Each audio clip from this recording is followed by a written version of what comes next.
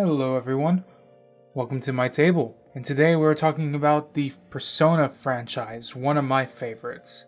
I have beat Persona 5 and Persona 5 Royal, as well as Persona 4 Golden, and I'm about halfway through Persona 3 Portable at the time of this video being recorded.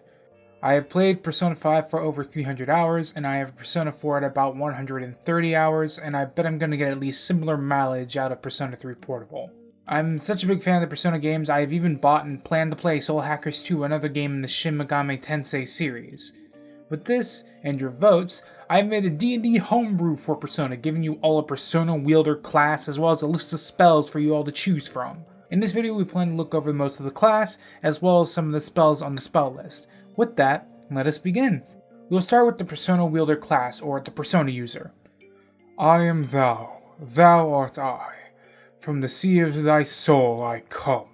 The persona is your own shadow-given form, released in an act of desperation, rage, or need. There are many ways to gain a persona, but very few are pleasant. If you have the potential, you could use the evoker, or you could face your own inner demons, or you could even call upon your shadow and rip off the mask you put forward for society.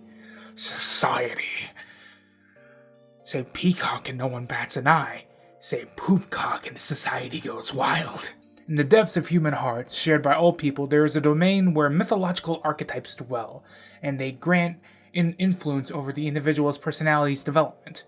Antidotes for mythology divinities the world over probably exist here because of that, so no one could say that gods and demons do exist not in heaven or hell, but in the hearts of humanity. Personas even have an influence on physical and mental abilities, making their users somewhat superhumans.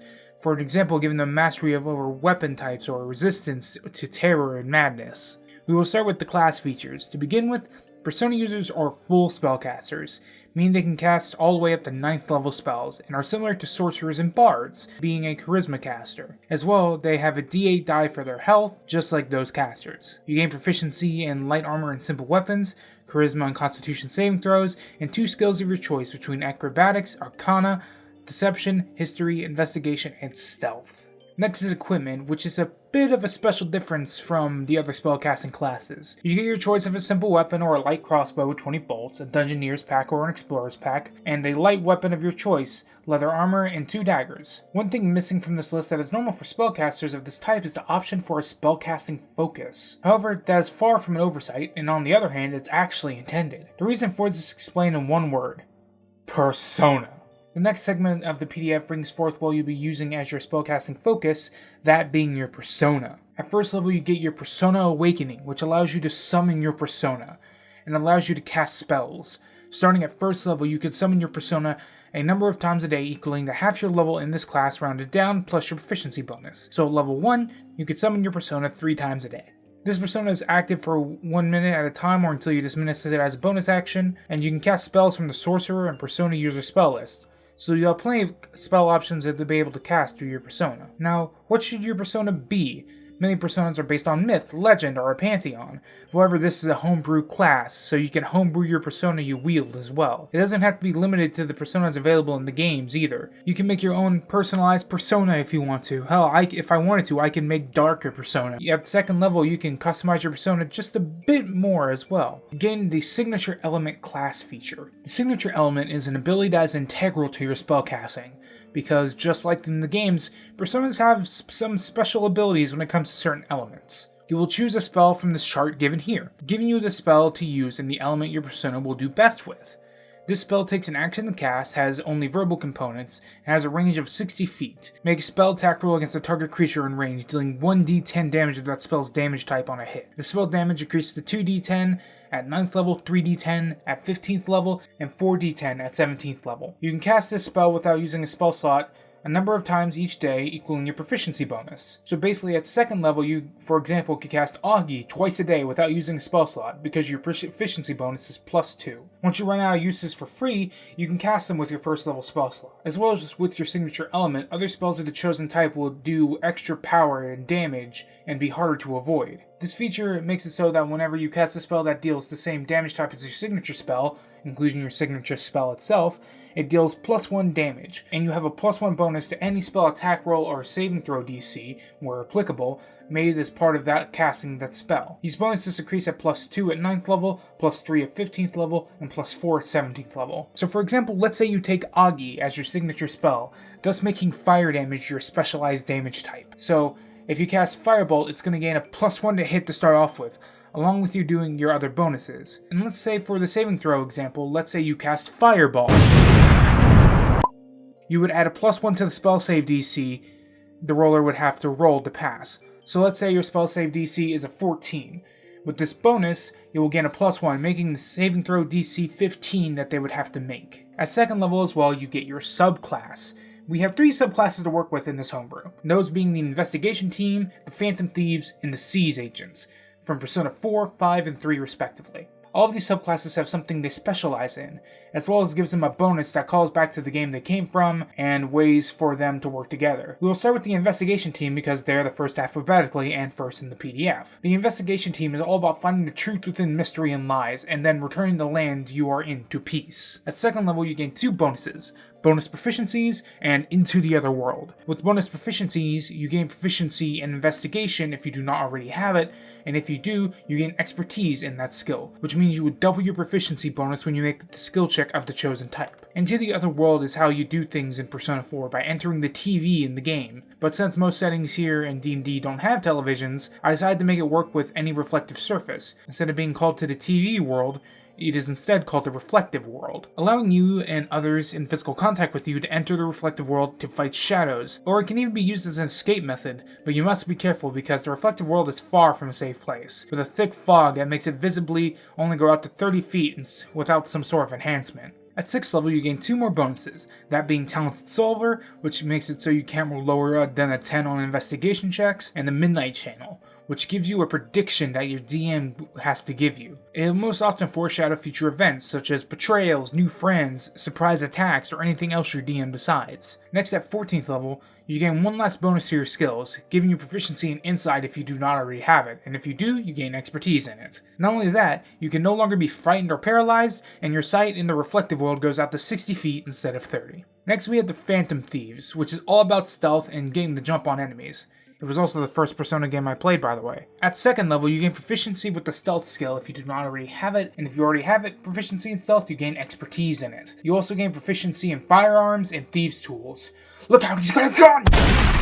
As well as 2nd level, you gain the ability to dive into the depths of people's hearts and change them for the better. Basically, if you are in the right area, you have the right keyword, you and creatures within 15 feet of you can enter a palace to go steal the treasures hidden within, but be wary, there are shadows and madmen inside. At 6th level, you gain another 2 bonuses, those being Talented Sneaker and Get the Jump on them. Talented Sneaker is basically making it so that you can't roll lower than 10 on stealth checks, and getting the jump on them makes it so that when you roll a 19 or higher on initiative, one creature of your choice can be placed under the surprise condition. Then at 14th level, you gain the ability True Thief, which makes it so that when you are in dim light or darkness, your movement speed is doubled, and your Get the Jump on them feature now activates to an 18 or higher. I would also be wary about this. Some DMs might not allow the Get the Jump on them ability to get surprised on boss monsters, so I would suggest to keep that in mind if you can. Lastly, we have the Siege Agent, or the Specialized Extracurricular Execution Squad, which is an after-school club for Persona users. At least that's what it looks like on the surface. However, people in this club have a much higher purpose. These people must investigate Tartarus and the Dark Hour, face shadows, and find the truth behind it all. When you join this faction at 2nd level, you gain proficiency with the Deception skill if you do not already have it. If you already have proficiency with Deception, you gain expertise in it. You also gain proficiency in martial weapons. You also gain the ability Full Moon Operation, which means you can change any door within 30 feet of you into a door to Tartarus.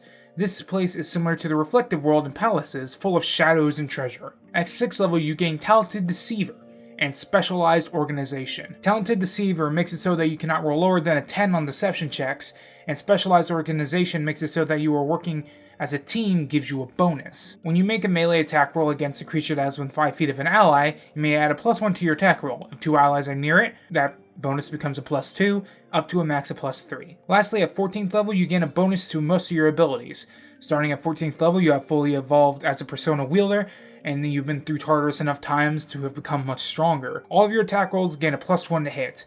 every kind of attack roll. Your dark vision grows by another 30 feet. It lets you use your action to cast a spell, and when you use your action to cast a spell, you may use your bonus action to make an attack with your melee weapon. Now that we're done with the subclasses, we can move on to the other main parts of the class. The social links. Beginning at 3rd level, you have come to know that your bonds are some of the strongest things you can possibly foster. With this, you gain a bonus when you're nearby your allies. When you cast a spell, including your signature element spell, when you're within 10 feet of an ally of yours, you gain a +1 to your spell attack. This bonus increases to +2 at 10th level and +3 at 20th level. Then at 5th level, you gain access to one more, a signature ability of the class. Starting at 5th level, whenever you deal damage to a creature of a type that the creature has a vulnerability to, example, if you deal fire damage to an awakened tree, you may take another action that turn, which can be used in any way you choose, such as attacking with a melee weapon or casting another spell. This effect activates once a creature, so you cannot hit the same creature twice and get a second once more. You can, however, attack another creature and get another one more. An example is that if you deal fire damage to an awakened tree, you get a one more. Then if you deal thunder damage to an earth elemental, you get another one more. However, if you attack the awakened tree again with the fire attack, you would not get another one more. This will give you as many actions as you need to keep up with the other spellcaster and martial classes, especially because you can only summon your persona a limited amount of times per day. Next, we have the Arcane Draw. I draw and play Pot of Greed that allows me to draw 3 additional cards from my deck. Starting at 7th level, whenever you take a short rest, you may draw from the Arcana deck, giving you a bonus on the chart below. These effects last until the next short or long rest. At 11th level, you may draw twice, and at 18th level, you may draw 3 times. These effects are determined by the chart in the PDF, but I'll let you know most of these have something to do with the characters who represent said social link or confidant. For example, the Death Confidant makes it so that you can cast Cure Wounds, referencing in how Persona 5, this character, Tai Takami, I'm pretty sure I'm pronouncing that wrong, is the character who would buy drugs from to heal or boost our party, and so it gives a healing effect. And how the Tower Confidant makes you lose a size class and slows your speed by 5 feet because every kind of confidant for that I have seen is for small children. Lastly, we have the Star in reference to Teddy from Persona 4, which gives you claws that does a d6 of slashing damage. Lastly, at 20th level, you gain the Evolved Persona, which is something that happens in the games when you max out a party member's social link, making their persona evolve to a much more powerful form. Starting at 20th level, you may choose a secondary signature element that you can now cast. Both elements now doing an extra d10 of damage type that they have, and they have a range of 120 feet. You may also cast a spell at 5th level or lower once per day without using a spell slot. Whoo boy. Alright, let's move on to the spells. And I went through every spell on the wiki so that I can make spells for this PDF, making about 25 spells in total for you guys to use. Now, it would have been more, but I didn't want to invalidate the signature spells, so stuff like Bufadine is left out because they're just upgrades to spells like Bufu or your signature elements. There would be other spells here that are not common ones, and some of the more obscure spells are also here. So, let's get on to the spell list. We'll start with the 7th level evocation, Abyssal Eye. Sorcerers and Persona users can cast a spell. It takes an action to cast, has a range of 60 feet, and requires a glass eye to cast. It does not have to be in your skull, it literally just you need to have it. 3 large spectral eyes that are summoned to the area within range, each shooting a purple beam of necrotic energy towards the target of your choice. You have 3 beams of energy to shoot that have a range of 60 feet from the 3 eyes. You can choose a target for each eye, 2 to one target and 1 to another, or all 3 to one person. For each beam you roll a ranged attack using your spell attack modifier.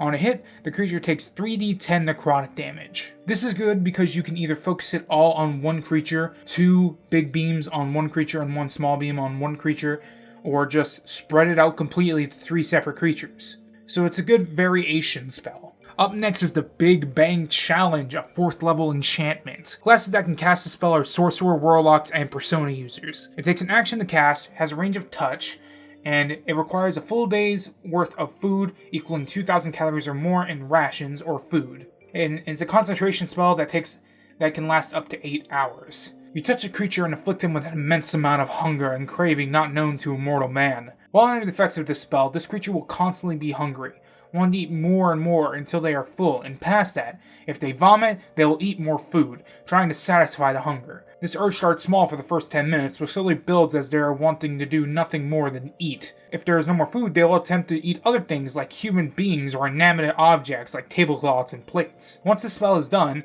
they will be made aware that someone casted this spell on them, but have no idea who. Now this is a good one for diplomacy.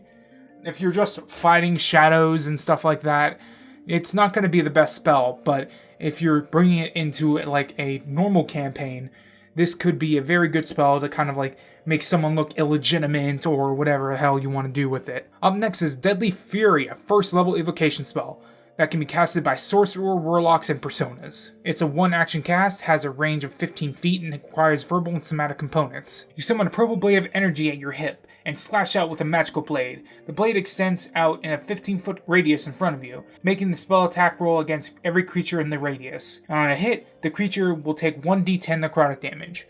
Dia. It's just a first-level spell that can be casted only by the persona users. It takes an action to cast, has a range of 30 feet, and requires a flower to cast and is instant. You choose a creature within range, and it regains a number of hit points equal to 1d8 plus half your persona user level rounded down. So just in case you decide to run a party full of persona users, that way you still have ways to heal. This also makes it so that you can make your persona user a varied character, so that they could either heal, they can do damage, they can attack, they can do spell attacks, they can buff, they can negate, they can do all sorts of other things.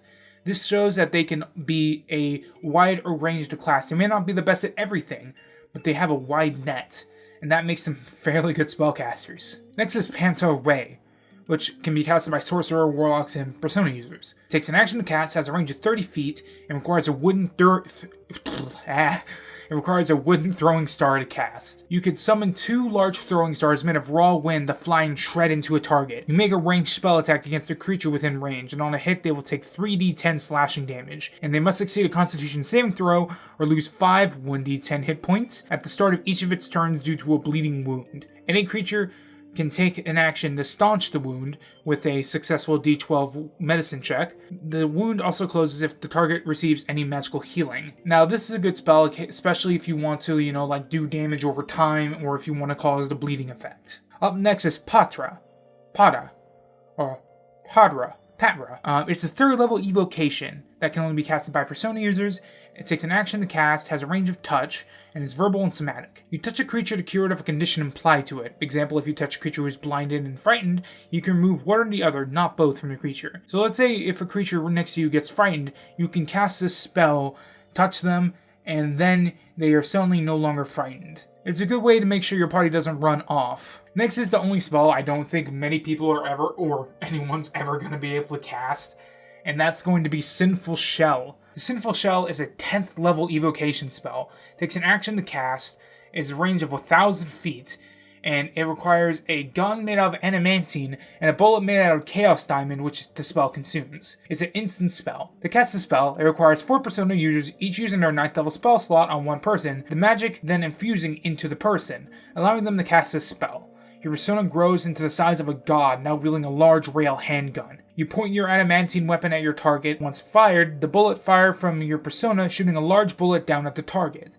Once fired, the bullet will deal 100 d12 piercing damage to the target, also counting as a radiant or necrotic damage, your choice. Once the spell is casted and finished firing, the person who casted the spell will lose consciousness for 1d6 days, from exhausting their body from casting the spell. This is a reference to the ending of Persona 5, which I will not show here, because I am not a spoiler bitch. Lastly, the last spell we're going to be covering is Swords Dance, which is a sorcerer, warlock, and persona using spell of 2nd level. Its casting time is 1 action, has a range of 60 feet, and requires a wooden sword to cast. A swarm of swords come from above before dancing and starting to rain down upon a creature.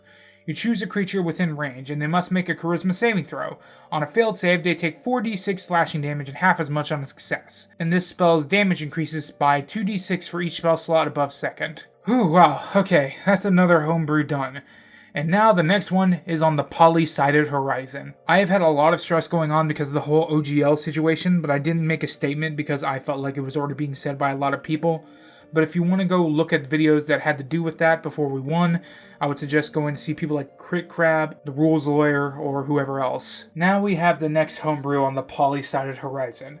You guys can vote for this in the comments, but the main vote will be on my Patreon, which is also in the description. To vote, just comment the phrase you're going to see above when I mention it, and that will be it. Only 1 vote per person, by the way. First, we have something I am really excited for. We have the Off by Mortis Ghost homebrew, with a Purifier class and a game bestiary. We also have a Sonic the Hedgehog homebrew with a Morbian race and maybe some magical items. the 7 Chaos Emeralds, a Shaolin Showdown homebrew with a monk subclass and a bunch of magical items from the show, or a Kingdom Hearts homebrew with the Keyblade Wielder class as well as some spells from the games. Feel free to vote in the comments, but the main vote will be on my Patreon once again, where you guys can get today's PDF and all of my previous work. I would like to thank my Patreon supporters, Grim and Akumaru, and I hope you all enjoyed the video. Support your local game shops, enjoy your adventures, and roll safely. Safe travels!